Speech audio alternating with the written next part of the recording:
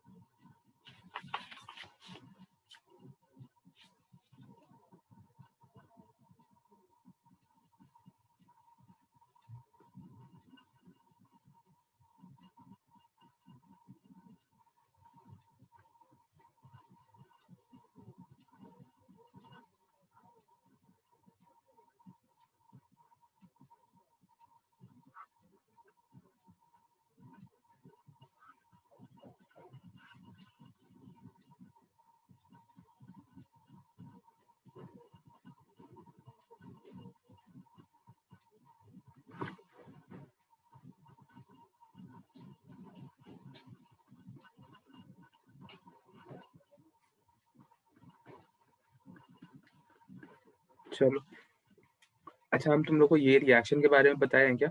Xc plus F2 gives XcF2, XcF4। No sir. ठीक। और ये नहीं बताए होंगे तुम उसके हाइड्रोलिसिस के बारे में भी नहीं बताए होंगे?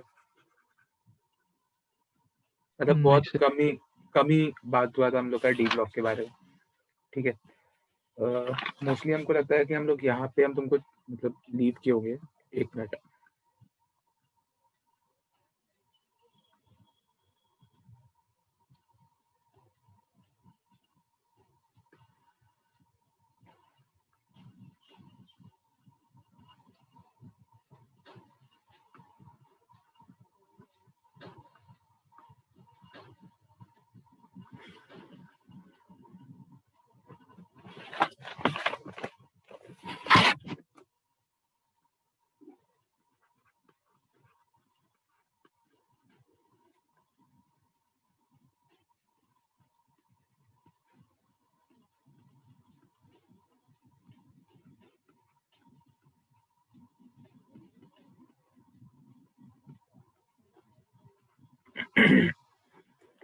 यहाँ पे हम लोग इसका बात कर रहे होंगे कि ये नोबल गैस का अबंडेंस ऑर्डर है इन एटमॉस्फेयर।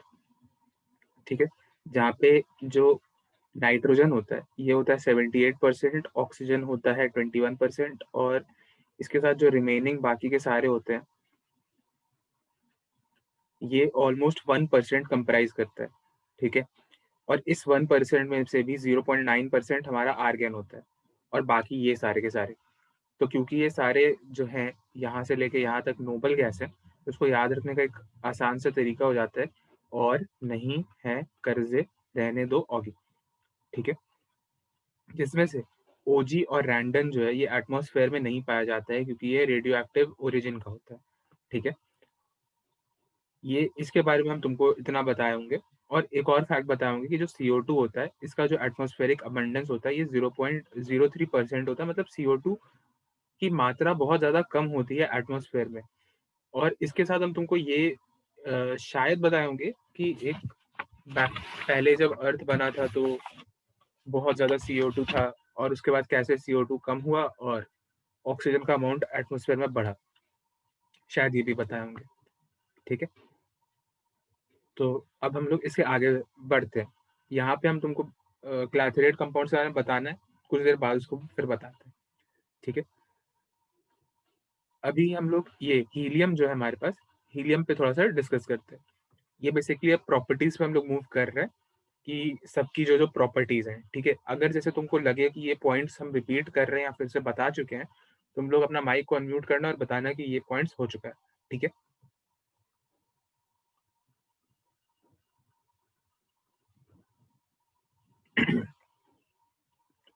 तो जो हीलियम होता है इसका ये हमें पाया कहाँ जाता है, तो इसका ओरिजिन होता है पिच ब्लेंड से।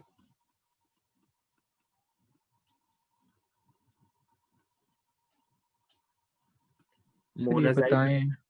अच्छा ये अच्छा ठीक। तो मतलब हीलियम के बारे में सारा बात हो गया होगा और ये रिएक्शन भी बताए होंगे, है ना? Yes sir. ठीक। तो यहाँ तक भी हमारा बात हो ही चुका है। आयनाइजेशन एनर्जी का भी बात हुआ होगा, इसी रिएक्शन के बारे में हम तुमसे बेसिकली पूछ रहे थे।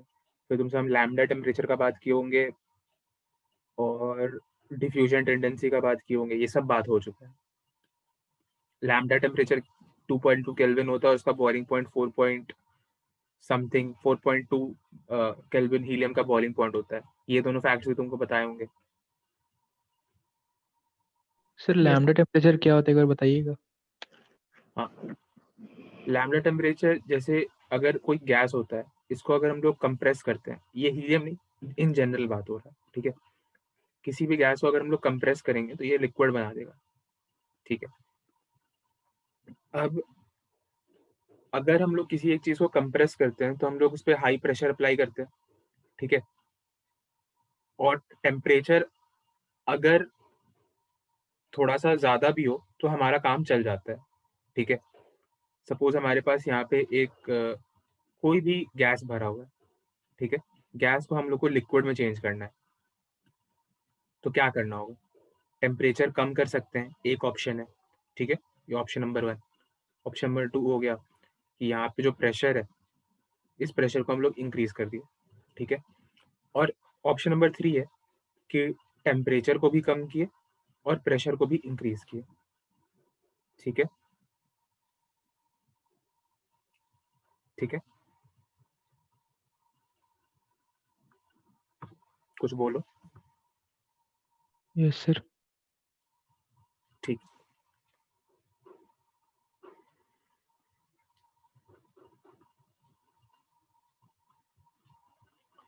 तो बिल्कुल उसी तरीके से जो हीलियम होता है, ठीक है, इसका एक फॉर्म होता है, हीलियम 1 उसको कहते हैं, ये लिक्विड में होता है, ठीक है? और बहुत कम टेम्परेचर पे, मतलब 2.2 केल्विन के पास में ये हीलियम 2 में कन्वर्ट हो जाता है, ठीक है? और ये जो हीलियम 2 होता है ये भी लिक्विड होता है। ये जो लिक्विड होता है ये एक नॉर्मल लिक्विड होता है और ये जो लिक्विड होता है ये एक सुपर फ्लूइड होता है।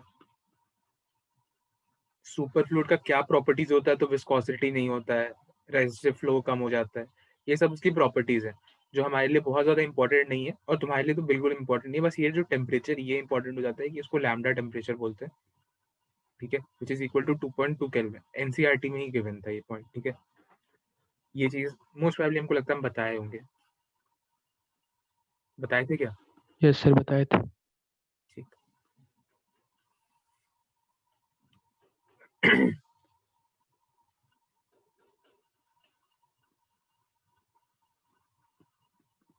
हीलियम, नियन और आर्गन का कोई भी ट्रू कंपाउंड पॉसिबल नहीं होता है, ठीक है? हम ये भी बताए होंगे।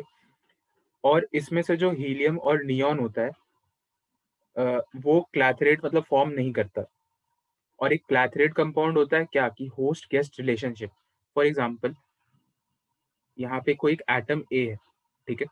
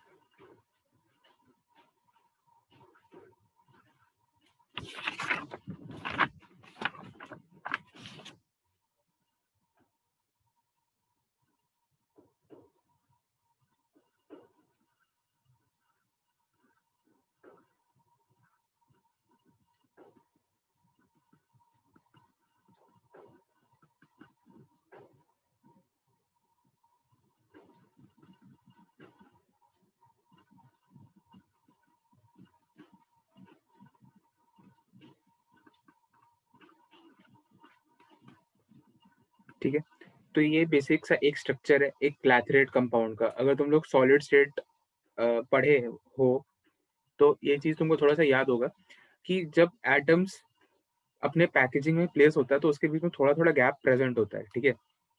और उसके बीच में कोई एक इम्प्योरिटी आके गिर सकता है, मतलब, और वो एक इम्प्योर जो लैटिस होता है उसका फॉर्मेशन करता है और उसकी वजह से कुछ डिफेक्ट्स आते हैं। तो क्लैथरेट भी बिल्कुल उसी तरीके का होता है, लेकिन उसमें ये जो दूसरा एटम है, ये सारे के सारे ए हैं और ये जो ये बचा हुआ है ये बी है। तो ये जो बी एक एटम है, कोई इम्प्योरिटी नहीं है, और ये बेसिकली लैब्स वगैरह में ज़्यादा सिंथेसाइज़ कराया जाता है क्लैथरेट कंपाउंड्स को, ठीक है? और इस क्लैथरेट कंपाउंड को होस्ट गेस्ट रिलेशनशिप भी कहा जाता है,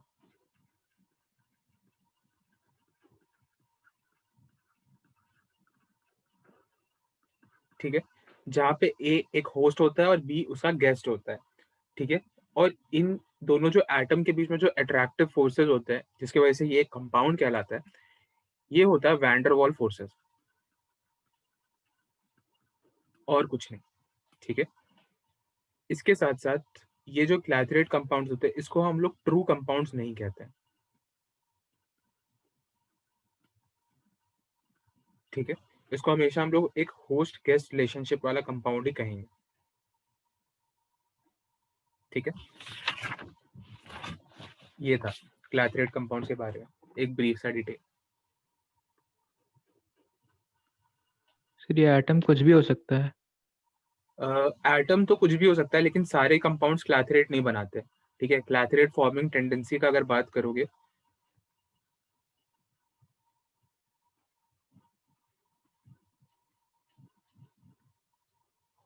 सॉरी, ये कंपाउंड फॉर्मिंग टेंडेंसी का फॉर्म है कि जो जेनॉन होता है सबसे ज्यादा कंपाउंड्स एटमॉस्फेयर में फॉर्म करता है, ठीक है? और हीलियम सबसे कम फॉर्म करता है।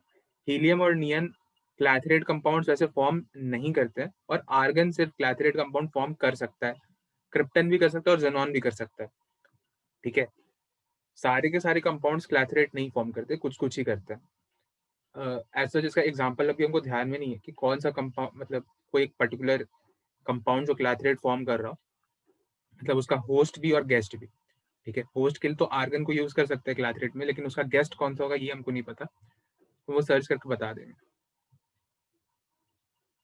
ठीक है?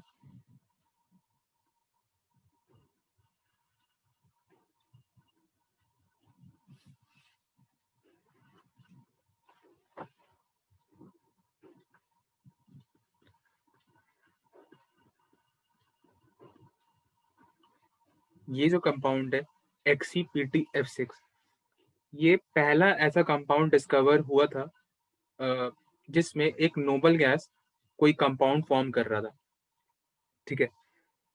ये डिस्कवर किया था नील बार्लेट ने। नील बार्लेट नहीं, मतलब बस बार्लेट ही नाम है, ठीक है? बार्लेट इस कंपाउंड को डिस्कवर किया था, शायद उसका पूरा नाम नील बार्लेट है, एक बार चेक कर लेना। और इस कंपाउंड का जो कलर होता है, ये था रेड कलर। और कैसे इसने डिस्कवर किया? ये कोई नेचुरली अकरिंग कंपाउंड नहीं था, ये कंपाउंड बेसिकली उसने लैब में सिंथेसाइज किया था, ठीक है? एक कंपाउंड होता है O2PTF6, ठीक है? जहाँ पे O2 पे जो चार्ज होता है ये +1 का होता है, ठीक है?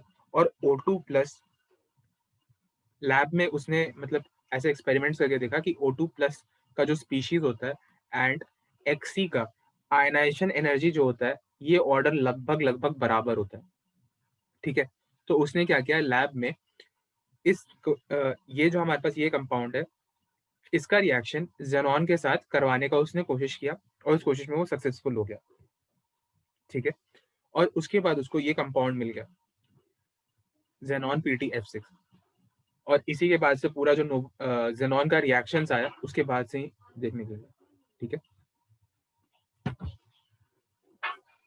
इसका कलर बस है जो ये इम्पोर्टेंट है यहाँ पे, कि ये रेड कलर का कंपाउंड है, और इसको डिस्कवर कौन किया, एक बार चेक कर लेना इसका फर्स्ट नेम नील है कि नहीं। और सर ये क्लैथरेट कंपाउंड है? नहीं, ये क्लैथरेट कंपाउंड नहीं, ये कॉम्प्लेक्स कंपाउंड है। वो क्लैथरेट कंपाउंड खत्म हो चुके हैं इसके बाद, ठीक है? ये एक नया टॉपिक है, ये एनसीईआरटी में एक्चुअली एक स्टोरी के फॉर्म में दिया हुआ था, और नीट के एग्जाम में ये नाम पूछ लेता है, बार्लेट, ठीक है? और इस कंपाउंड का कलर क्या है ये। और अब तो खैर एम्स का एग्जाम शायद नहीं होता है, तो उसमें तुमसे ये पूछा जा सकता था कि O2+1 यहाँ पे O2 पे चार्ज क्या है, ये कंपाउंड देता O2PtF6, और उसके बाद तुमसे पूछता कि यहाँ पे जो O2 है इसका बॉन्ड ऑर्डर क्या है, ठीक है। ये इस टाइप के क्वेश्चंस पूछे जाते हैं, तो बस सर इसके बॉक्स लिए। में जो लिखे हैं वो क्या है, O2+1 एंड Xc? हाँ, इसका आयनाइजेशन एनर्जी दोनों का लगभग लगभग बराबर है। इस चीज को नील बार्लेट ने नोट किया और इस चीज की मदद से इस कंपाउंड का सिंथेसिस कराया, ठीक है। इसमें बस इस कंपाउंड में चार्ज इंपॉर्टेंट है। अगर तुम लोग मतलब चार्ज नहीं भी याद हो रहा तो ठीक है, कम से कम ये नाम, ये कलर याद रखना। ये सब टाइप के कंपाउंड्स को हम लोग कॉम्प्लेक्स कंपाउंड्स कहते हैं, जहाँ पे एक एटम होता है और एक कोऑर्डिनेशन स्फीयर होता है, ठीक है। इस कोऑर्डिनेशन स्फीयर के अंदर और भी एटम्स आते हैं, ठीक है। जैसे एक छोटा सा एग्जांपल देते हैं।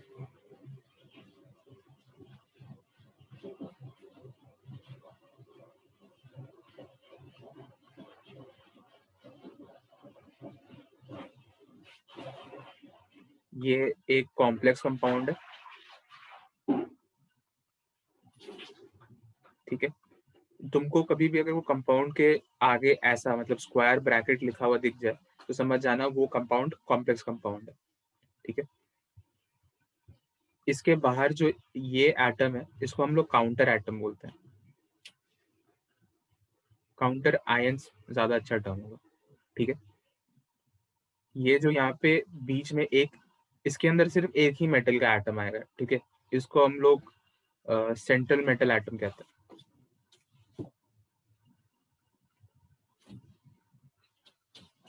ठीक है। बाकी जितने भी एटम्स हैं, बाकी बेसिकली तुमको यहाँ पे कुछ बेस या न्यूक्लियोफाइल टाइप की कंपाउंड्स ही दिखाई देगा, तो इसको हम लोग लिगैंड बोलते हैं, ठीक है।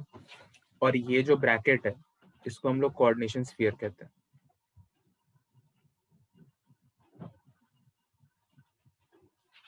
ठीक है। और मतलब नोमेनक्लेचर तो इतना ही है। अब इसका नेम लिखने का तरीका होता है तो वो अभी नहीं, बस ये चीज ध्यान रखना कि किसी भी चीज को अगर हम लोग स्क्वायर ब्रैकेट के अंदर लिख रहे हैं तो वो जो कंपाउंड है वो कॉम्प्लेक्स कंपाउंड का एग्जाम्पल है, ठीक है। तो बिल्कुल इसी तरीके से ये जो कंपाउंड था ये भी एक कॉम्प्लेक्स कंपाउंड था और ये भी कॉम्प्लेक्स कंपाउंड था।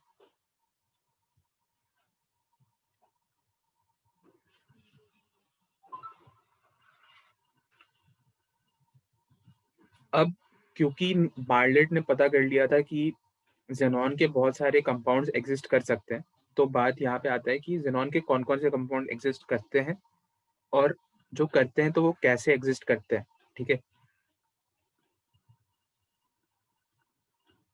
Preparation of noble gas compound. तो सबसे पहले इसने क्या किया, मतलब बार्लेट नहीं, साइंटिस्ट ने क्या किया कि जेनॉन को लिया और जेनॉन को एक्सेस मात्रा में रखा, ठीक है। और इसका रिएक्शन F2 से करवाया, ठीक है। तो यहाँ पे फॉर्मेशन हुआ XeF2 का। अब यहाँ पे क्या हुआ कि इस जेनॉन को और फ्लोरीन को जब हमने 1:5 के रेशियो में लिया, मतलब एक जेनॉन का एटम लिया और 5 F2 मॉलिक्यूल्स लिए, तब यहाँ पे जो फॉर्मेशन हुआ ये XeF4 का हुआ। ये सारे के सारे अनबैलेंस्ड रिएक्शंस है, ठीक है। और बैलेंस करने का जरूरत भी नहीं, इनऑर्गेनिक में कोई भी रिएक्शन बैलेंस करके नहीं पूछता है। और तीसरा क्या किया कि Xe और F2 को 1:20 के रेशियो में रखा, ठीक है। तो यहाँ पे XeF6 का फॉर्मेशन हुआ, ठीक है। और यहाँ से हमें पता चला कि जेनॉन फ्लोराइड्स के डिफरेंट कंपाउंड्स हम लोग कैसे सिंथेसाइज कर सकते हैं, ठीक है। तो इस रेशियो को डेफिनेटली याद रखना, एक्सेस 1:5 1:20। और यहाँ पे ये क्या फॉर्म हो रहा है, इसका हाइब्रिडाइजेशन भी तुम लोग एक बार निकाल लो, 1 मिनट के अंदर तीनों का हाइब्रिडाइजेशन निकाल लो। जैसे जैसे आ जाएगा तो बताते जाना सीक्वेंस में।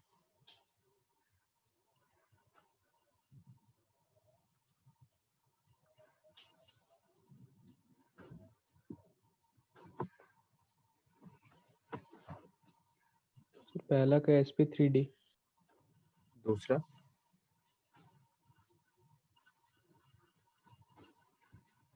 sp3d2, तीसरा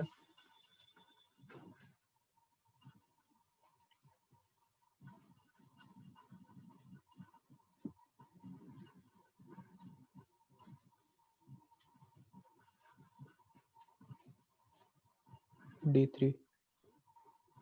ठीक है, सबका यही आया होगा मेरे हिसाब, मेरे ख्याल से। Yes sir. चलो तब सही है। इसका शेप भी तुम लोग डेफिनेटली निकाल सकते हो। शेप में अब हम लोग टाइम नहीं वेस्ट करते, आगे बढ़ जाते हैं। ठीक है, तो इसके आगे अब बढ़ते हैं।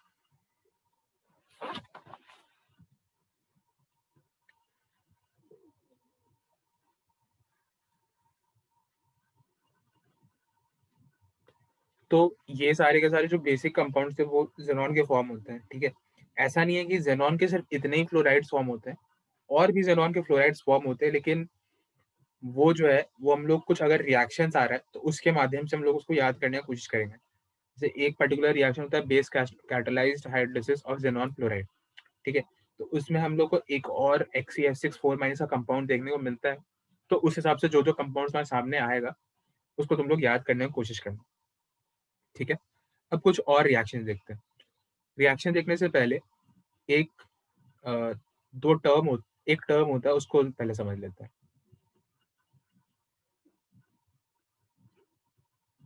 फ्लोरोनेटिंग एजेंट। ठीक है, फ्लोरोनेटिंग एजेंट क्या होता है? तो कोई भी एक ऐसा कंपाउंड जो दूसरे कंपाउंड के साथ रिएक्ट करे और जो दूसरा कंपाउंड है, सपोज यहाँ पे एक दूसरा कंपाउंड है, तो इसके साथ फ्लोरीन को ऐड कर दे। ठीक है, तो ऐसे कंपाउंड्स को हम लोग फ्लोरोनेटिंग एजेंट कहते हैं। ठीक है, मतलब बी यहाँ पे फ्लोरोनेटिंग एजेंट की तरह काम करेगा।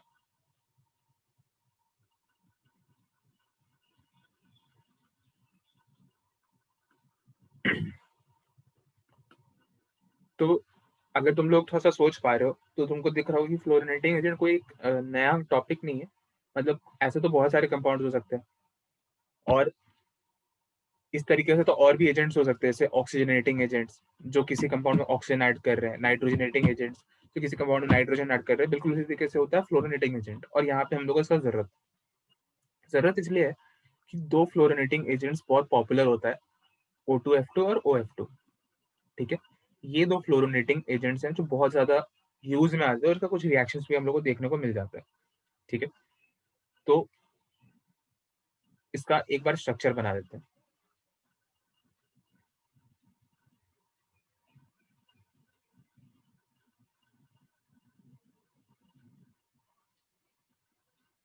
अगर हम तुमसे ये पूछे कि इन दोनों में से ज्यादा अच्छा फ्लोरोनेटिंग एजेंट कौन सा है, तो तुम लोग क्या जवाब देते?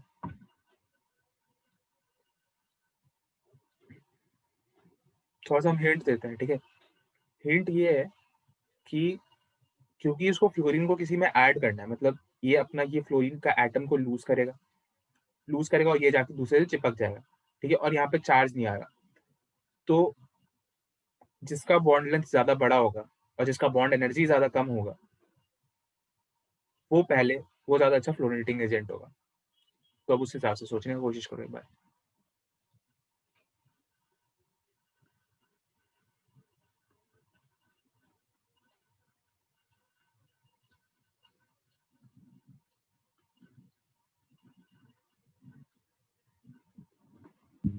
Sir OF2। ज्यादा अच्छा होगा? हाँ क्यों? सर, उसमें दोनों लोन पे रहे तो दोनों के बीच में रिपल्सन होगा तो दूर दूर होगा। यहाँ पे तो, तब तो यहाँ पे भी भाई लोन पे है, यहाँ पे तो बहुत सारा लोन पे है।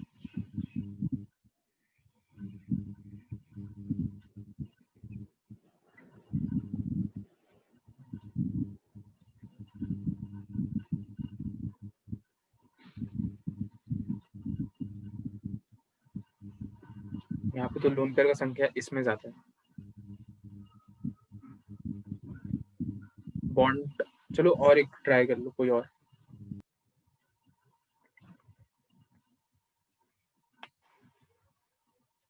अच्छा, इस टाइप के क्वेश्चंस भी आते हैं, तुमसे बोलेगा कोई एक लंबा सा कंपाउंड दे देगा, जैसे इस टाइप का कोई कंपाउंड दे दिया,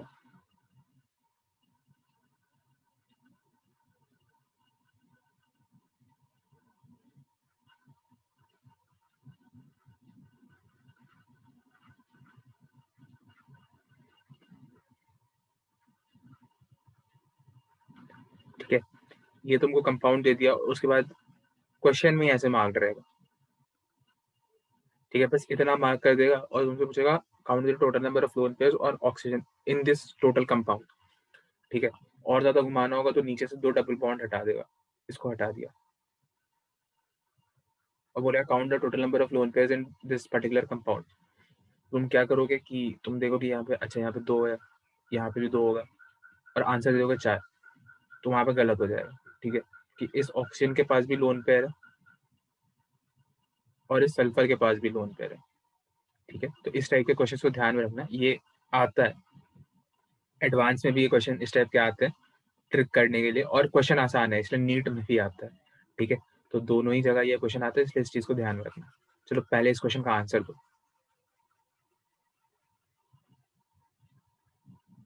कोई भी मतलब गेस, नहीं तो हम आंसर बता देंगे।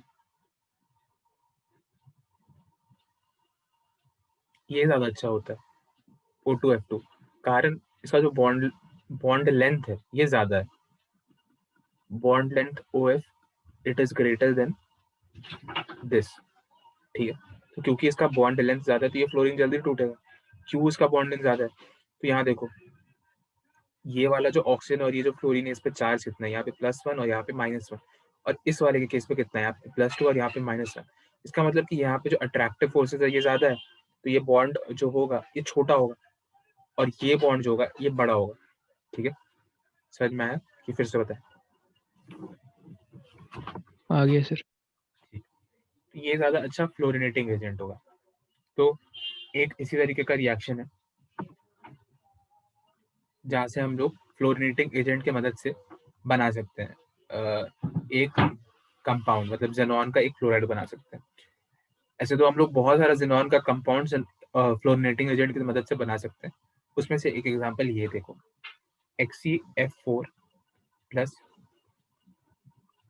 O2F2 is XeF6 plus O2, ठीक है, ये हमारा एक रिएक्शन हो गया जहाँ पे हम लोग फ्लोरिनेटिंग एजेंट का इस्तेमाल किया XeF4 से इसको बनाने के लिए।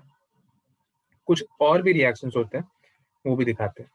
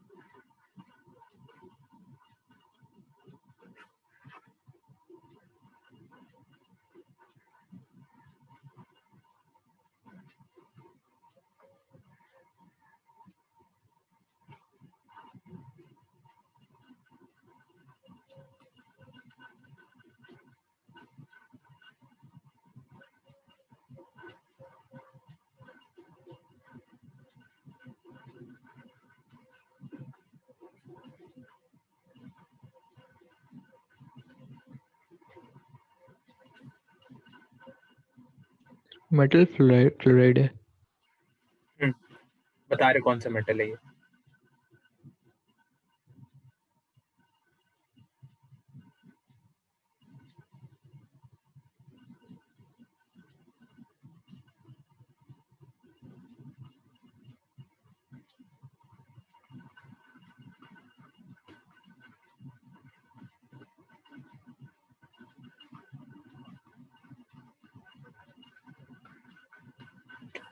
ठीक है, तो यहाँ पे इन 3 रिएक्शन की मदद से हम लोग दो चीज सीखेंगे, ठीक है। एक, फ्लोरीनेटिंग एजेंट में और नॉर्मल फ्लोरीन आयन डोनर्स या फ्लोरीन आयन एक्सेप्टर्स में क्या अंतर होता है, और दूसरा ये चीज कि जेनॉन के जो फ्लोराइड्स होते हैं वो सारे के सारे एज फ्लोरीन आयन एक्सेप्टर और फ्लोरीन आयन डोनर की तरह भी काम कर सकते हैं, ठीक है। अब जैसे यहाँ पे देखो, सबसे पहले हम लोग सेकेंड स्टेटमेंट से स्टार्ट करते हैं कि जो जेनॉन फ्लोराइड्स होते हैं ये fluorine ion donor and acceptor दोनों की तरह काम कर सकते हैं। कैसे, तो वो देखो, ये पहला रिएक्शन देखो और दूसरा रिएक्शन देखो। इसमें हम लोग इसको SbF5 और PF5 के साथ रिएक्शन करवा रहे हैं, ठीक है। और यहाँ पे फॉर्म क्या हो रहा है, XCF प्लस SbF6 माइनस, ठीक है। यहाँ पे ये फॉर्म हो रहा है। अब यहाँ देखो, यहाँ पे XCF2 है, यहाँ पे XCF1 हो गया। तो यहाँ पे ये जो XCF2 है ये किस तरीके से काम किया, फ्लोरीन आयन डोनर। किसको डोनेट किया, SbF5 को। क्यों, क्योंकि यहाँ पे SbF5 था और अब F यहाँ पे SbF6 हो गया, ठीक है। दूसरा एग्जाम्पल देखोगे तो तुमको दिखेगा कि यहाँ पे XCF4 है और फाइनली यहाँ पे XCF3 हो गया। तो मतलब यहाँ पे भी इसने डोनेट किया है। किसको डोनेट किया है, तो PF5 को डोनेट किया है, ठीक है। और PF5 में इनिशियली कितना था, 5, और अब हो गया 6। तो तुमको दिख रहा है कि यहाँ पे PF5 एक्सेप्ट किया। तो ये दोनों के दोनों जो एग्जाम्पल थे ये फ्लोरीन आयन डोनर के एग्जाम्पल थे, ठीक है। तो हमारे ये वाला पॉइंट तो क्लियर है कि फ्लोरीन आयन डोनर की तरह जेनॉन फ्लोराइड्स काम कर सकते हैं, ठीक है। और जो दूसरा एग्जाम्पल है वो देखो, यहाँ पे एक जेनॉन XCF6 है, ये MF के साथ रिएक्ट कर रहा है। M है कोई भी अल्कली मेटल, जनरली तुम रिएक्शन देखो तो सोडियम, कभी कभी पोटेशियम देखने को मिलेगा, ठीक है। ये फॉर्म कर रहा है M प्लस XCF7 माइनस, ठीक है। ये इस कंपाउंड को फॉर्म कर रहा है। और यहाँ पे अब तुमको दिख रहा होगा कि इनिशियली यहाँ पे था XCF6 और फाइनली यहाँ पे हो गया XCF7। तो मतलब ये XCF6 वाले कंपाउंड ने कुछ फ्लोरीन आयंस यहाँ से एक्सेप्ट किए होंगे, ठीक है। इसका मतलब कि ये जो एग्जांपल है ये फ्लोरीन आयन एक्सेप्टर का एग्जांपल है, ठीक है। तो ये फ्लोरीन आयन डोनर और फ्लोरीन आयन एक्सेप्टर दोनों की तरह ही काम कर रहा है, ठीक है। इस वाले स्टेटमेंट को समझने में किसी को कोई दिक्कत आया तो हम फिर से रिपीट कर सकते हैं, तो बताओ। सर दोबारा रिपीट कर दीजिए। ठीक, हम ये कह रहे हैं कि जो जेनॉन फ्लोराइड्स के कंपाउंड होते हैं, यहाँ X लिखे हैं क्योंकि ये X की वैल्यू कोई भी जेनॉन फ्लोराइड के एक्सेप्टेबल वैल्यू के बराबर हो सकती है, ठीक है। जो जेनॉन फ्लोराइड होते हैं वो फ्लोरीन आयन मतलब F माइनस जो है आयन, फ्लोराइड आयन, इसको डोनेट भी कर सकते हैं, इसको एक्सेप्ट भी कर सकते हैं, ठीक है। तो यहाँ पे पहला जो दो एग्जाम्पल लिखे थे, यहाँ देखो XCF2, यहाँ 2 है, ठीक है। ये SbFI के साथ रिएक्ट कर रहा है और यहाँ पे XCF प्लस SbF6 माइनस का फॉर्मेशन कर रहा है। ये कॉम्प्लेक्स कंपाउंड है, ये पूरा का पूरा मिला के एक कॉम्प्लेक्स कंपाउंड है, ठीक है। तो तुमको यहाँ पे दिख रहा है कि पहले इनिशियली यहाँ पे 2 था, अब फाइनली यहाँ पे 1 हो गया है। फ्लोरीन को गौर करो, तो मतलब कि इस XCF2 कंपाउंड ने कुछ फ्लोरीन आयंस को लूज किया होगा, है ना। हाँ सर। तब जाके XCF प्लस बना और इसके बाद तो इसका ये जो कॉम्प्लेक्स कोऑर्डिनेशन स्फीयर के अंदर जो पार्ट, ठीक है। और यहाँ पे SbF5 ने एक एक्सेप्ट किया तभी तो ये SbF6 बना। मतलब डोनेट किसने किया, XCF2 ने डोनेट किया, ठीक है। और बिल्कुल उसी तरह दूसरे रिएक्शन में XCF4 जब PF5 के साथ रिएक्ट कर रहा है तो ये कंपाउंड बना रहा है। तो इसमें भी तुमको यहाँ पे इसका एक फ्लोरीन घटता हुआ दिखेगा और इसका एक फ्लोरीन बढ़ता हुआ दिखेगा, ठीक है। और तुम्हारे पास ये कंपाउंड आके बन जाएगा, यहाँ पे 6 लिखा है, ठीक है। तो इसका मतलब ये दोनों के दोनों एग्जांपल है फ्लोरीन आयन डोनर के एग्जांपल। अगर हम लोग XCF2 के टर्म्स में बात कर रहे हैं, ठीक है, सारे जेनॉन फ्लोराइड्स के टर्म्स में भी बात चल रहा है, ठीक है। अब इसके नीचे देखो फ्लोरीन आयन एक्सेप्टर का बात। फ्लोरीन आयन एक्सेप्टर वो सारे होते हैं जब कोई जेनॉन फ्लोराइड फ्लोरीन के आयन को एक्सेप्ट करेगा, ठीक है। तो इसका रिएक्शन MF के साथ हुआ, मेटल फ्लोराइड के साथ हुआ, एल्कली मेटल फ्लोराइड के साथ, और इस मेटल फ्लोराइड ने अपना फ्लोरीन को लूज किया और इस XeF6 ने एक्सेप्ट किया। तो तुमको दिख रहा है कि यहाँ पे इसमें +1 हो जा रहा है यहाँ पे, और यहाँ पे -1 हो जा रहा है जब यहाँ पे ये पहुंच रहा है, और ये पूरा का पूरा एक कॉम्प्लेक्स कंपाउंड फॉर्म किया, ठीक है।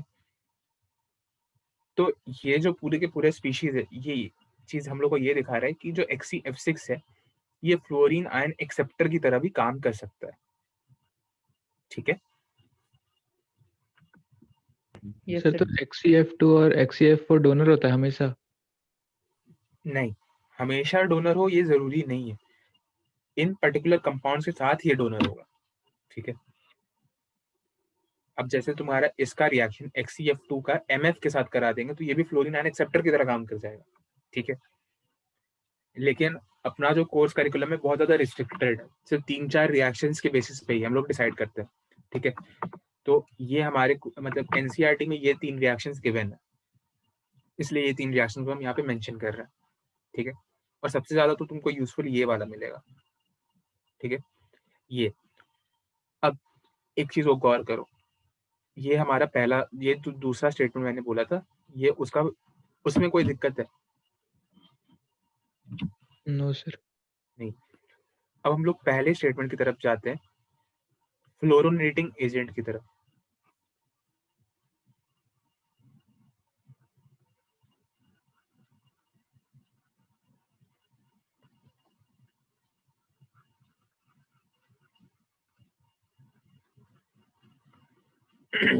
ठीक है, फ्लोरोनेटिंग एजेंट की तरफ। अब ये वाला रिएक्शन देखो, इसमें एक चीज बताओ कि MF एक फ्लोरोनेटिंग एजेंट है या नहीं?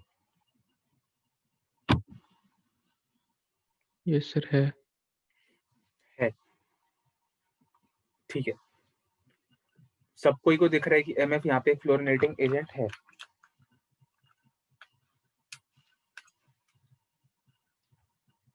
मतलब सबको दिख रहा है तो ठीक है, मतलब हाँ या ना बोल दो। Yes sir. ठीक, सबको एक बार देख लो।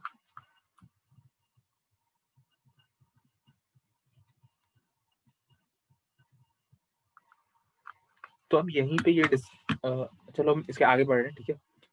अब यहीं पे ये डिस्टिंक्शन आता है फ्लोरोनेटिंग एजेंट में, कौन सा यहाँ पे कैच है। फ्लोरोनेटिंग एजेंट जो होता है, ये जो एग्जांपल है ये फ्लोरोनेटिंग एजेंट का नहीं है। MF जो है ये फ्लोरीन या फ्लोराइड आयन डोनर है एंड नॉट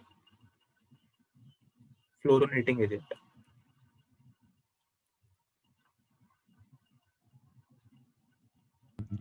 फ्लोरिनेटिंग एजेंट मतलब ले भी सकता है और दे भी सकता है?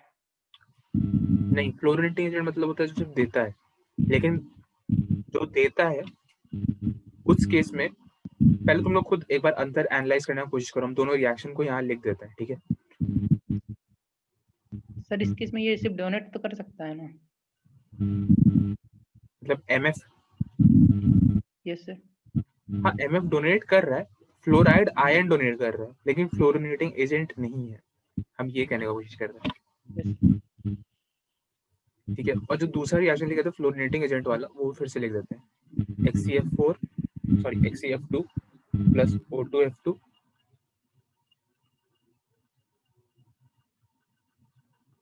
XeF6 का फॉर्मेशन कर रहा है, ठीक है। इस रिएक्शन और इस रिएक्शन में कुछ अंतर अगर लग रहा है तो देखने की कोशिश करो।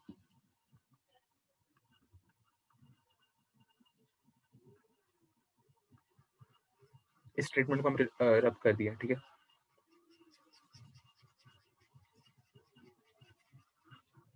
मतलब बहुत बेसिक सा अंतर है, अगर तुमको लग रहा है कि ये अंतर है तो एक बार बता के कोशिश कर लो, क्योंकि बहुत बेसिक सा अंतर है।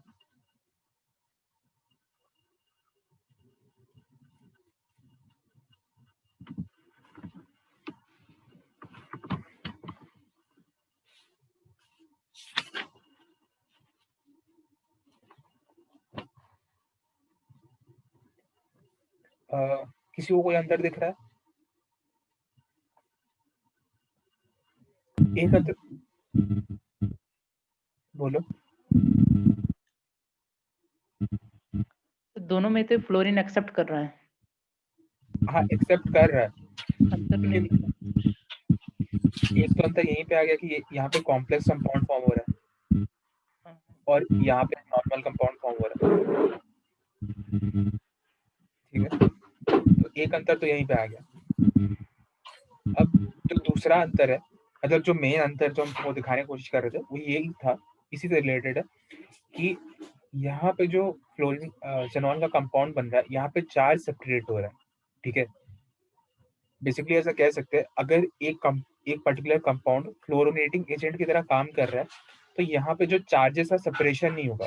मतलब यहाँ पे तुमको दिख रहा है कि ओवरऑल ये जो है इलेक्ट्रिकली न्यूट्रल है। यहाँ पे अगर हम लोग इसको हाइड कर दें M+ को, तो ओवरऑल जो इसका स्पीशीज था इस पे एक चार्ज आ गया, तो ये नहीं आना चाहिए, ठीक है। तब ये इस टाइप के कंपाउंड्स को हम लोग फ्लोरिनेटिंग एजेंट कहते हैं। सिंपल भाषा में अगर एक कॉम्प्लेक्स कंपाउंड बन रहा है तो वो जो स्पीशीज है, जैसे यहाँ पे MF है, ये एक फ्लोरीन आयन डोनर का काम कर रहा है, लेकिन फ्लोरिनेटिंग एजेंट का काम नहीं कर रहा। और अगर यहाँ पे किसी रिएक्शन में कॉम्प्लेक्स कंपाउंड नहीं बन रहा, सिंपल कंपाउंड बन रहा है, तो वो जो पर्टिकुलर स्पीशीज है वो फ्लोरिनेटिंग एजेंट का काम कर रहा है और फ्लोरीन आयन डोनर का काम नहीं कर रहा है, ठीक है। एक बार इसको अपने मन में बोलो, सोचो समझो इसको, फिर हम लोग आगे बढ़ेंगे। तो कोई दिक्कत होगा तो क्लियर करेंगे, ठीक है। सर एक बार और बता दीजिए ना। ठीक।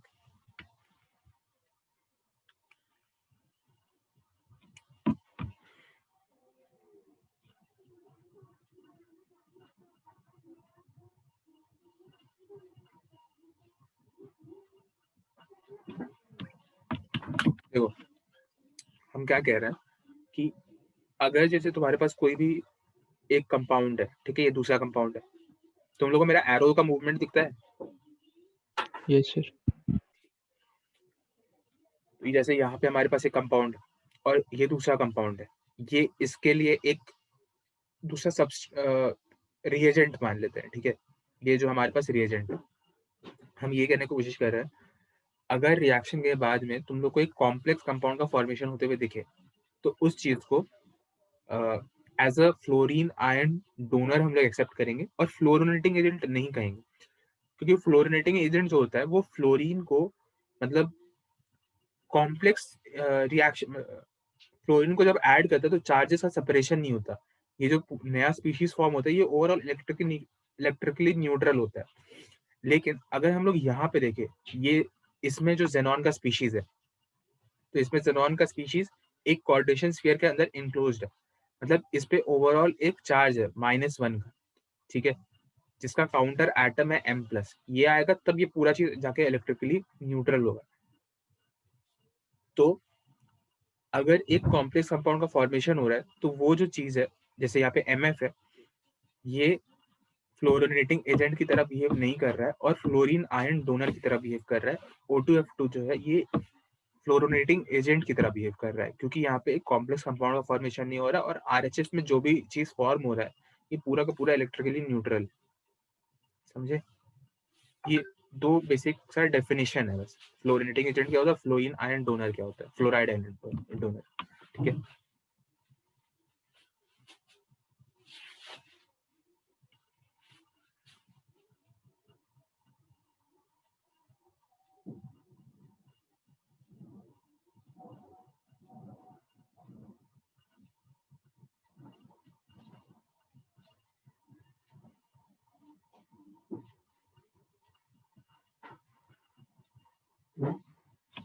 हाँ या ना, कुछ तो बोलो।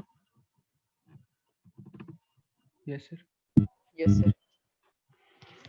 ठीक है, तो अब इसके आगे हम लोग बढ़ते हैं, ठीक है।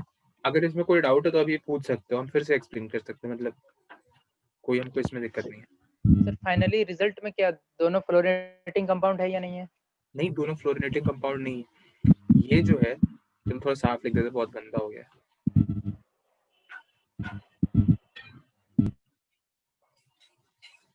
MF जो है ये एक फ्लोराइड आयन डोनर, और O2F2 जो है ये एक फ्लोरोनेटिंग एजेंट है।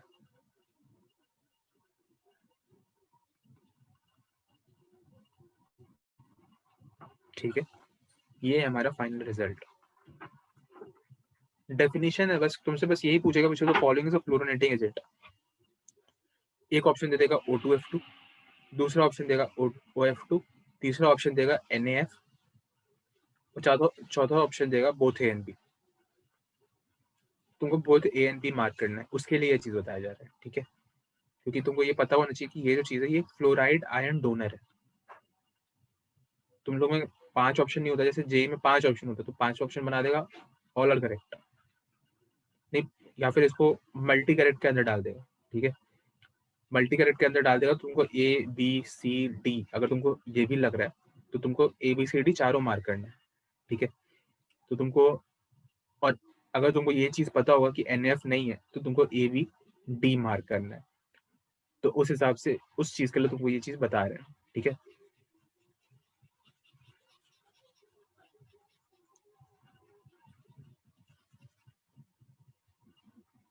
कूल।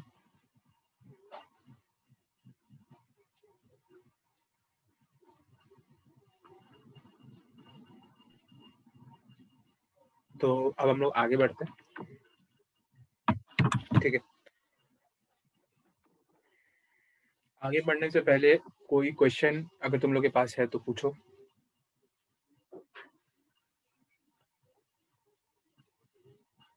एक मिनट, अपने लैपटॉप को चार्ज पे लगा लेते हैं। ठीक है,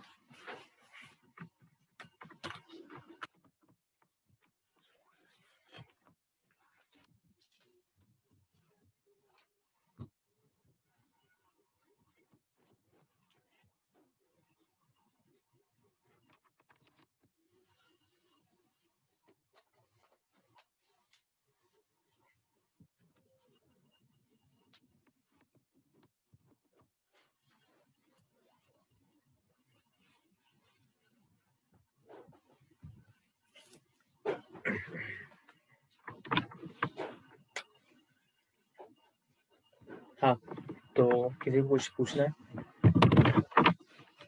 नो सर। ठीक, तो तुम लोग कैसा बीता होली, दिवाली, छठ और दुर्गा पूजा? सर बढ़िया। अच्छा था सर। तुम लोग कहाँ के, मतलब कहाँ रहते हो? सर बोकारो ही में रहते हैं। अरे वाह, सेक्टर, सर बारी कोऑपरेटिव। नाम भी बताओ। सर अपना नाम हाँ भाई, अपना नाम। सुधांशु राज। सर हम चास में रहते हैं। चास? Yes sir. चास में कहाँ पे, मतलब? जो दाढ़ी मोड़ के पास में है। अच्छा, वो जो आयन डिजिटल है उसके आसपास? आयन डिजिटल, हाँ सर, वहाँ मेरा घर से बस 5 मिनट का दूरी है। अच्छा, वहाँ पे मेरी एक फ्रेंड रहती है, आएंगे तब मिल लेंगे। और तुम्हारा नाम चंदन? चंदन, यस सर। और कोई बाकी 3 लोग? बोलो। आदित्य गौतम है, पता नहीं। आदित्य और रिया तो शायद उसका कुछ प्रॉब्लम है। रिया, तुम ये बताओ, आदित्य?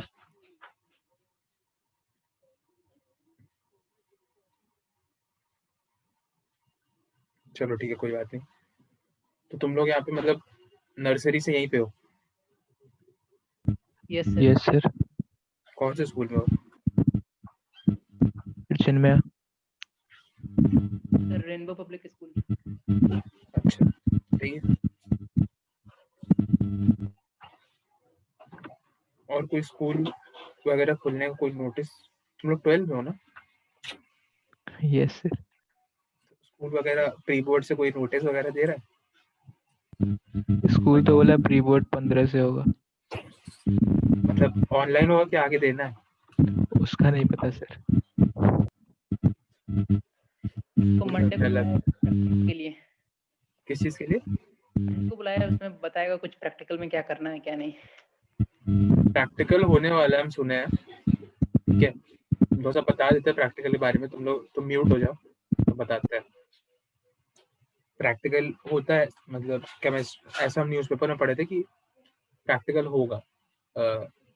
जो 12th में उन लोगों का सारे सब्जेक्ट्स का प्रैक्टिकल नॉर्मली होगा, ठीक है? तो उसके लिए बहुत ज़्यादा चिंता करने का कोई ज़रूरत नहीं है, क्योंकि रीज़न नंबर 1 कि तुम लोग अभी तक लैब में कुछ किए नहीं हो, ठीक है? तो तुमसे मतलब कुछ पूछना मतलब एक तरीके से मज़ाक ही बनाने जैसा है।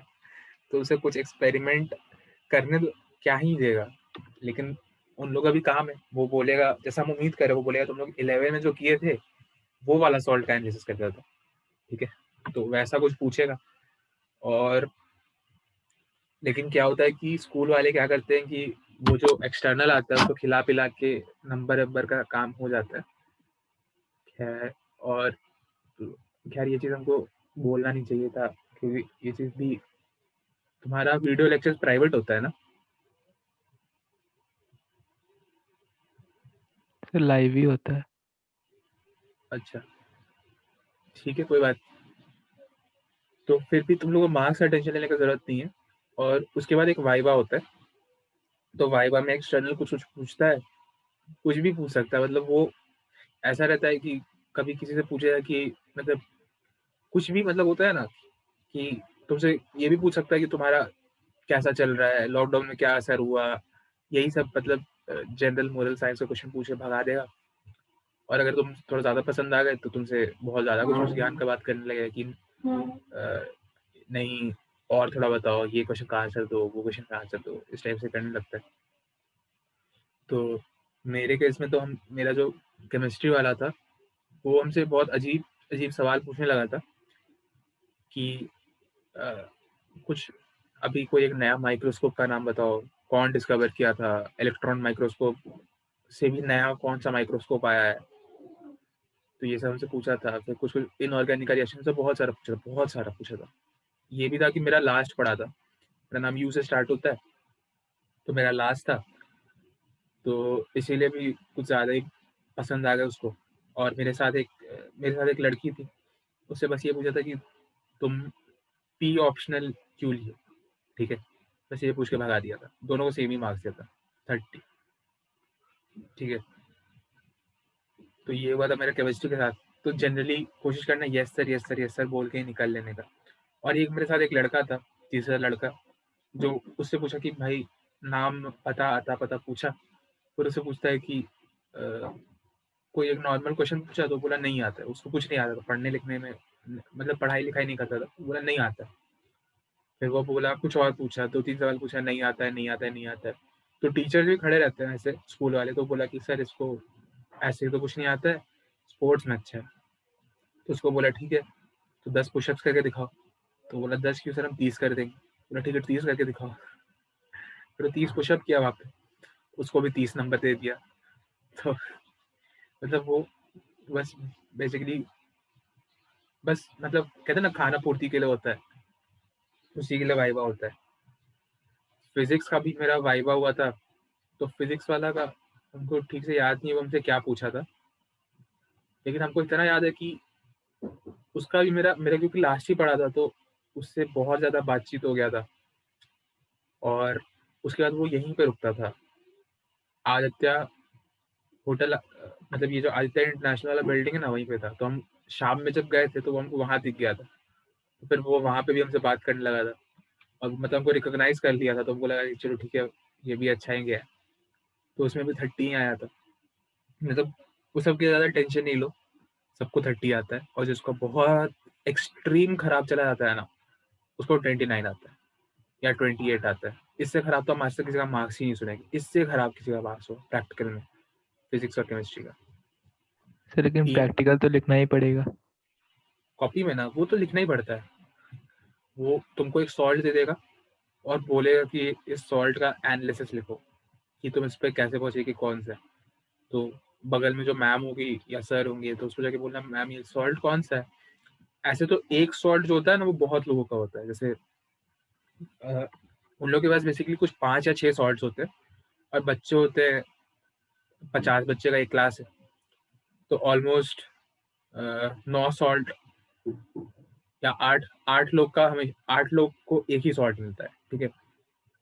8 लोग को अगर एक ही सॉल्ट मिल रहा है तो उस 8 में से एक लड़की भी होती है।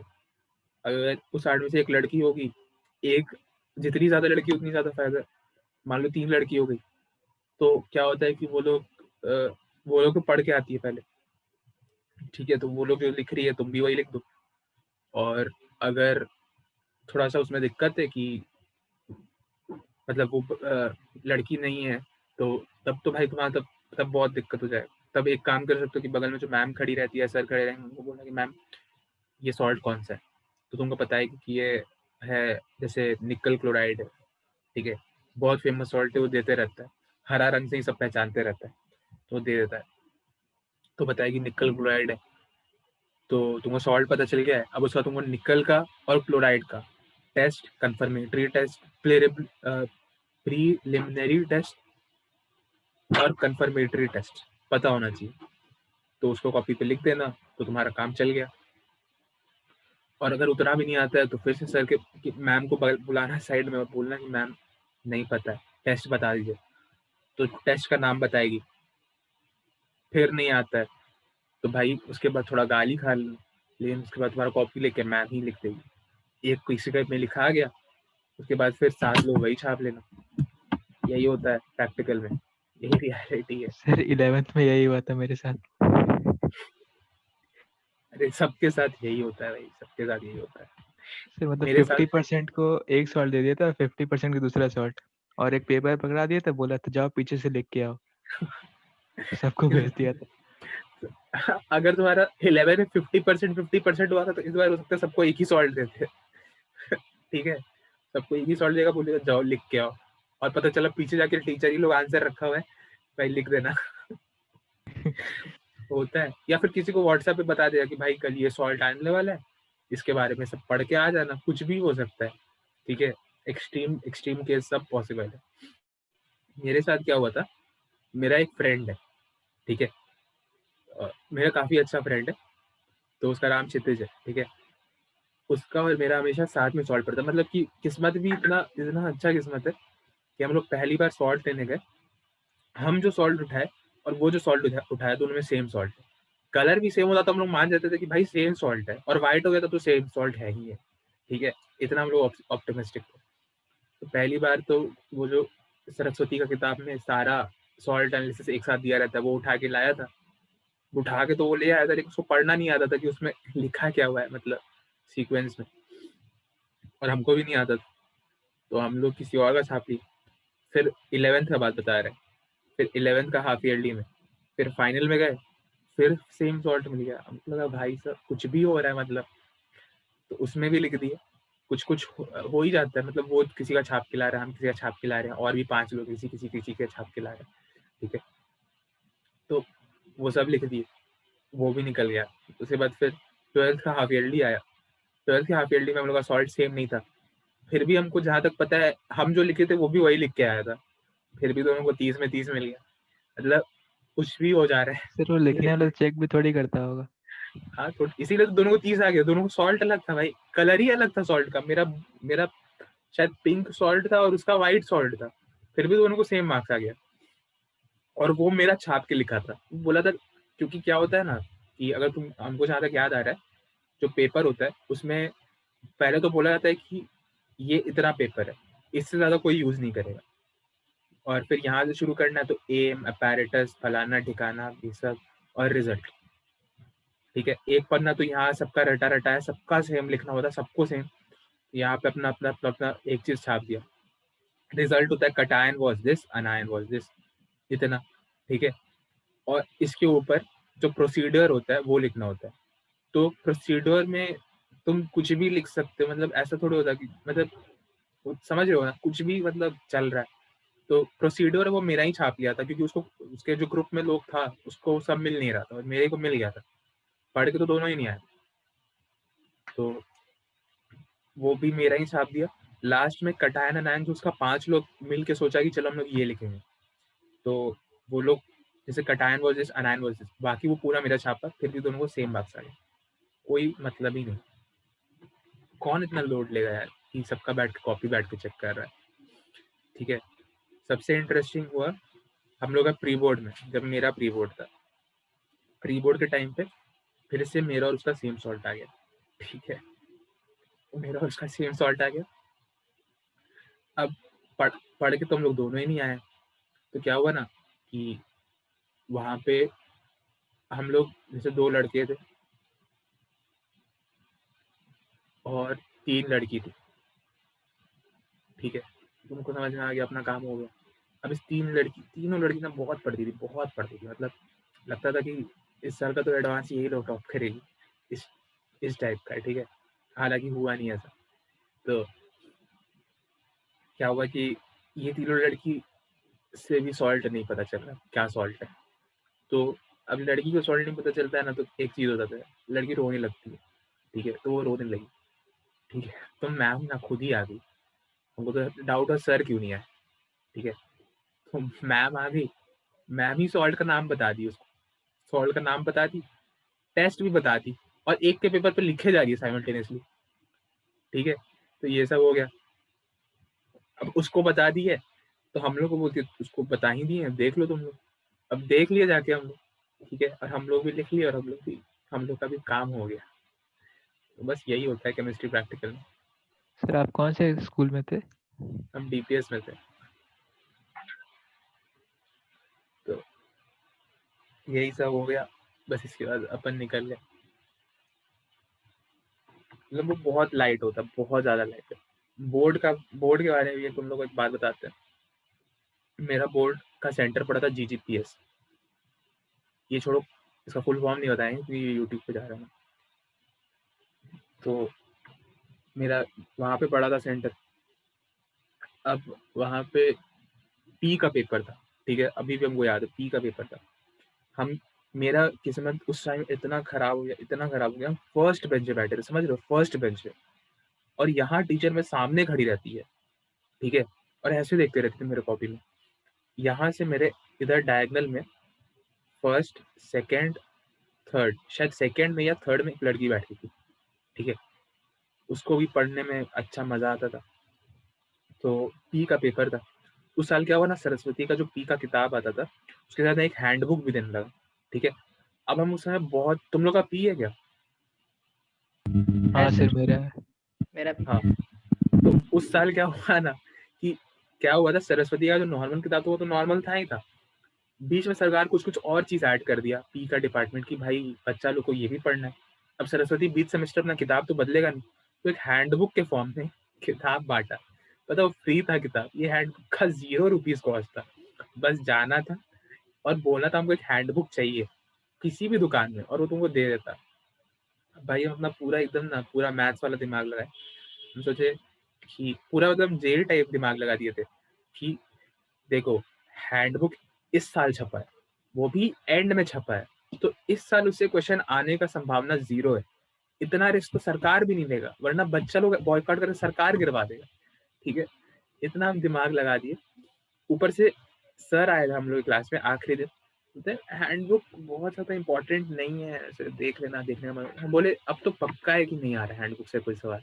ये चीज ना हम पूरा एकदम एक्सप्लेनेशन बना के व्हाट्सएप पे फॉरवर्ड भी कर दिए, और वो फॉरवर्ड होते गया, उसके बाद ना हम भी नहीं पढ़े और भी किसी को पढ़वाए भी नहीं, ठीक है, कोई नहीं पढ़ा। ये जो किताब 0 रुपया का था, ठीक है, 70 मार्क्स का पी का पेपर होता था, इससे 40 नंबर का सवाल है, समझ में आ रहा है, 40 नंबर का, 40 से 50 नंबर का सवाल इस हैंडबुक से आ गया था। अब भाई हम पेपर देख रहे हैं, हम इसको चाट गए थे, मतलब एक भी चीज हमसे पूछ देते वहां पे, सब याद था, सब कुछ, ठीक है। अब हम देख रहे भाई, इससे सब सिर्फ 1 नंबर का सवाल आया था, 1 नंबर का डेफिनेशन 10, 2 नंबर का कुछ सवाल, और सारा 3 नंबर और 5 नंबर का सवाल इससे आया हुआ था। अब मेरा हालत खराब हो गया, अब हम क्या लिखेंगे भाई, क्या लिखेंगे? पेपर जितना हमको आता था ना कि अपना कौन से स्कूल से आया, नाम, एड्रेस, पता, वो सब लिख के 1 नंबर 2 नंबर का सवाल मेरा आधा घंटा में हो गया था, ठीक है, आधा घंटा में ही मेरा पूरा पेपर हो गया था। अब उसके बाद मेरा इतना हालत खराब हुआ कि कुछ कर ही नहीं सकते हैं। और ये जो लड़की थी ना, तो हमको बस एक ही चीज समझ में आया, इस लड़की से बात करना पड़ेगा। तो हम उसको पीछे घूम के देखे, तो वो जानती थी, तो हम उसको पीछे घूम के देखे, हम बोले यार प्लीज बता दो। लेकिन हम बाकी एग्जाम्स में ये नोटिस किए थे कि वो जो लड़की है वो सिर्फ तभी लोगों को बताती है जब उसका पेपर कंप्लीट हो जाता है, समझ रहे हो? ये लड़की लोग बहुत गलत करती है, ये सब में एक कॉमन चीज़ हम देखे हैं, बहुत कॉमन चीज़। तुमको तभी बताएगी जब उसका पेपर कंप्लीट हो जाएगा, ठीक है? अब हमको लगा कि यार ये तो लिख रही है, हम बोले ठीक है लिखो।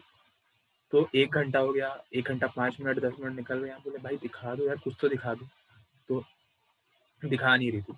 अब आगे में पता है एक मैम थी, ठीक है? अब पता नहीं इतना हिम्मत हम में कैसे आया, आगे में एक मैम थी, ठीक है? वो मैम ना इसको किसी और को दिखा रही थी, दिखाते हुए देख ली, मतलब इसके जो पीछे बैठा हुआ था, तो अपना कॉपी ऐसे ही बस साइड में ऐसे गिरा दी, तो इसको दिख रहा है, इसका तो चिल है। ये मैम इसको देखी, लुक दी, ठीक है? गंदा वाला लुक दी, और ये स्माइल की लड़की और अपने कॉपी में लिखने लगी। अब हम ये चीज़ देख रहे हैं, सब चीज़ मेरे पास कुछ करने के लिए नहीं, ठीक है? फिर ना ये जो मैम थी ना, जब वो नॉर्मल हो गया सब चीज़, ये अपने आप में एक स्माइल की। अब हम मैम को देख लिए थे, फिर उनको समझ में आ गया कि हम उनको देखें, तो इस तरह से ना हम लोग में बात होना शुरू हो गया, ठीक है? बात होना शुरू हो गया कि तुम कौन से स्कूल से हो? हम बोले ma'am today you are looking, हम यही बोले थे exactly, ma'am today you are looking very nice, ठीक है? पता नहीं हम कैसे बोल दिए, बहुत क्लीशे डायलॉग है, लेकिन हम बोले थे, ma'am today you are looking very nice. सिर्फ उसके बोर्ड बाद में। हाँ, बोर्ड के सामने फर्स्ट बेंच पे बैठ के, और वो टीचर इतनी स्ट्रिक्ट टाइप काम कर रही थी, क्योंकि क्या हुआ ना, दूसरी लड़की चीटिंग कर रही थी और वो खुद में स्माइल की। तो हमको लगा कि भाई अभी तो कुछ करने के लिए है नहीं, और जब हम चीटिंग करेंगे तो ये करने दे, तो थोड़ा बातचीत हो जाए, ताकि मैम प्लीज करके पीछे घूम के देख तो ले कम से कम। तो हम मैम को ये बोले, ma'am today you are looking very nice. तो हमसे बोली कि from which school you are, तो हम बोले डीपीएस। तो बोली व्हाट इज योर नेम, बोले मैम कृष। तो बोले do you have a e book at your home. तो हमको लगा कि क्या पूछ रहे, तो बोले यस मैम। तो बोली then you are a very nice student, तुम्हारा तो एक पेपर भी खत्म हो गया। हम बोले नहीं मैम, एक दो बच्चा है मैम, पूछ लेंगे, देखते हैं क्या करेंगे। हम यही एग्जैक्ट ऐसी बोले, जैसे दोस्त से बात करते हैं ना, वैसे ही बात की, मैम पूछ लेंगे, देखते हैं इसी से फिर बाद में। तो मैं बोली अच्छा ठीक, कोई बात नहीं। फिर ना ऐसे ही थोड़ा 10-15 मिनट बात हुआ, ठीक है? ये क्या हो गया, तुमको मेरा आवाज आ रहा है किसी को? आ रहा है हाँ सर। सर, आ रहा है। अच्छा, तो इसी तरीके से मेरा उनसे बात होने लगा। फिर लास्ट का ना 20 मिनट बचा था, उस लड़के का पेपर खत्म हो गया, ठीक है? उस लड़के का पेपर खत्म हो गया, उसके बाद हम ना पीछे घूमते हैं, बोलते हैं भाई मतलब बहन दिखा दो। तो वो अपना ना पेपर ऐसे करके रखी हुई थी, हम पीछे घूम के ऐसे मतलब लिखे जा रहे, कुछ भी लिखे जा रहे, ठीक है? वो मैम, बेल बज गया, वो मैम बोली पेपर दो। बोले मैम प्लीज प्लीज बोले। तो वो मान गई, पता है, वो मान गई, वो दूसरे लोग का पेपर कलेक्ट करने लगी, मेरा छोड़ दी और उसका छोड़ दी। और उसके बाद लास्ट में क्या हुआ ना, हम उसका पेपर ऐसे खींचे और देख देख के लिखने लगे। सब देख रहा था, मैम भी देख रही थी, लेकिन कुछ नहीं की। उस दिन हमको पता चला कि भाई बात करना जिसको आता है ना, वो कुछ भी दुनिया में कर सकता है, ठीक है? हमको लगता है लाइफ लेकिन में बहुत रिस्की है। बहुत रिस्की है भाई। इन्विजिलेटर के साथ कौन ऐसे बात करता है, ma'am you are looking very nice today, ठीक है? लेकिन उस दिन हमको बहुत बड़ा लाइफ लेसन पता चला, जिसको बात करने आता है उसको दुनिया में हर कुछ करने आ सकता है। बस बस पटा लो, किसी भी तरह करके पटा लो। जीबीपीएस में सेंटर पड़े तो ऐसा कर सकते हो।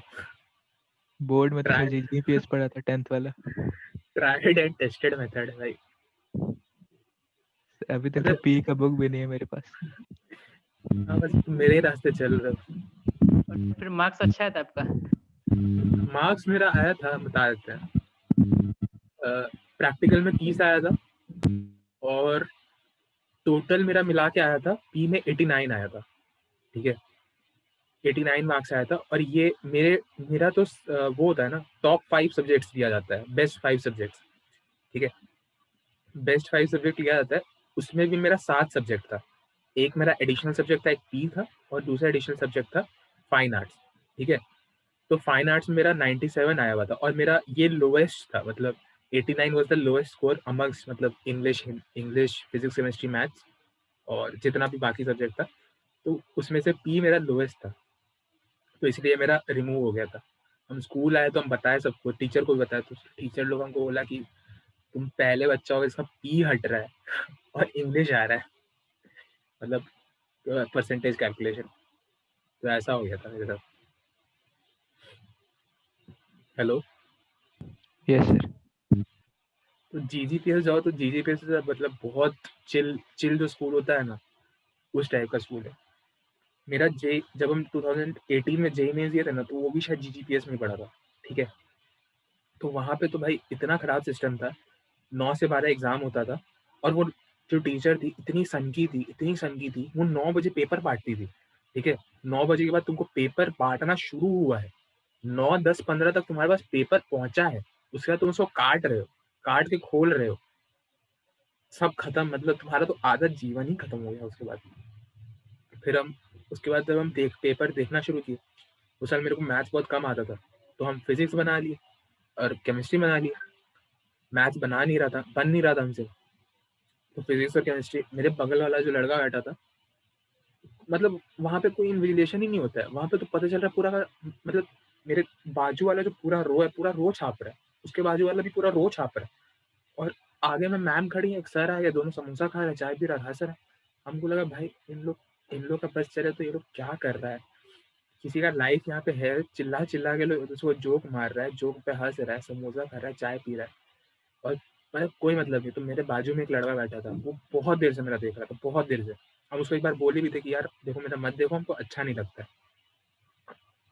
मतलब हम जब बना रहे हैं ना और कोई मैं छुप-छुप के देख रहा था, तुमको एकदम बहुत गुस्सा आता है अंदर से। तुम बोलो कि भाई नहीं आता मेरे को, दिखा दो, तो हम दिखा देंगे। लेकिन कोई ऐसे छुप-छुप के देखेगा तो हमको अच्छा नहीं लगता है। तो हम बोले कि भाई हमको पहले पूरा बना लेने दो, फिर दिखा देंगे। तो बोला ठीक है, वो शांति से बैठा हुआ था। फिर लास्ट में हम उसको दिखाए, फिर हम बोले भाई तेरे को मैथ्स आता है? तो बोला कुछ-कुछ आता है। तो हम बोले मैथ्स बता दो हमको। तो हम बोले कि ठीक। वो बोला कि वो मतलब रेज़िस्ट कर रहा था, नहीं यार, नहीं यार। फिर वो मतलब होता है ना 2 उसका ब्रेकडाउन हो गया। वो ना हल्का-सा रोने लगा और बोला कि यार तुम हमको फिज़िक्स मतलब ऐसे बोला, तुम हमको फिज़िक्स, केमिस्ट्री दिखा रहे हो, तुम्हारा सही भी है बहुत सारा, मेरा मैथ्स बहुत सारा गलत है, हम तो तुक्का मार रहे हैं, तुम्हारा गलत हो जाएगा तुमको अच्छा नहीं लगेगा। भाई अरे बाप रे! इतना तो कोई मेरे बारे में नहीं सोचा यार, ठीक है। लेकिन खैर उसका अभी तो नहीं हुआ होगा क्योंकि मेरा भी 20,000 रैंक आया हुआ था पहली बार, मतलब फर्स्ट अटेम्प्ट। तो मतलब moral of the story is कि GGPS job it is a lit, मतलब बहुत लीनिएंट स्कूल है, जो करना है करो। हम तो और भी कुछ दिखा रहे थे लेकिन अभी टाइम खत्म हो गया, कैसे-कैसे हम चीटिंग किए।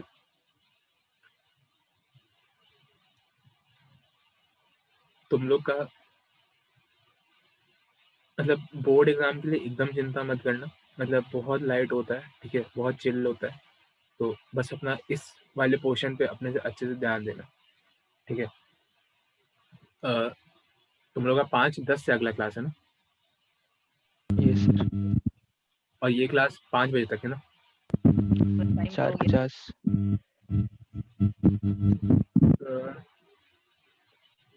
ठीक है, क्या कर सकते हैं? अच्छा एक और चीज़, हम जैसे अभी बहुत सारा क्लास नहीं ले रहे थे तो उसका एक रीज़न था कि हम यहाँ थे नहीं, हमको जाना पड़ा था। एलपीयू में कुछ काम था वहाँ पे, ठीक है? तो उसकी वजह से वहाँ गए थे और उसके बाद तुम लोग का दिवाली वगैरह पड़ गया था इसलिए नहीं ले पाए थे। कोशिश करेंगे जल्दी से तुम लोग का ले, क्योंकि बहुत सारा मतलब मेरे को वीक में एक ही क्लास मिलता है, ठीक है? तो इसलिए तुम लोग का सिलेबस शायद नहीं, पता नहीं कैसे हो पाएगा, देखना पड़ेगा, ठीक है? कोशिश करेंगे खत्म करने का। अगले क्लास में हम लोग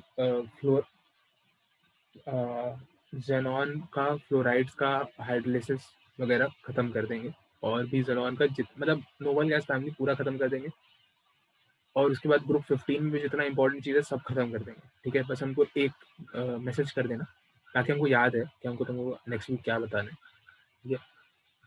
तो सुधांशु तुम्हारे पास मेरा व्हाट्सएप नंबर होगा ही? नहीं सर। नहीं है तो लिख लो। हाँ सर बोलिए। एक रिकॉर्डिंग बंद कर देता हूँ।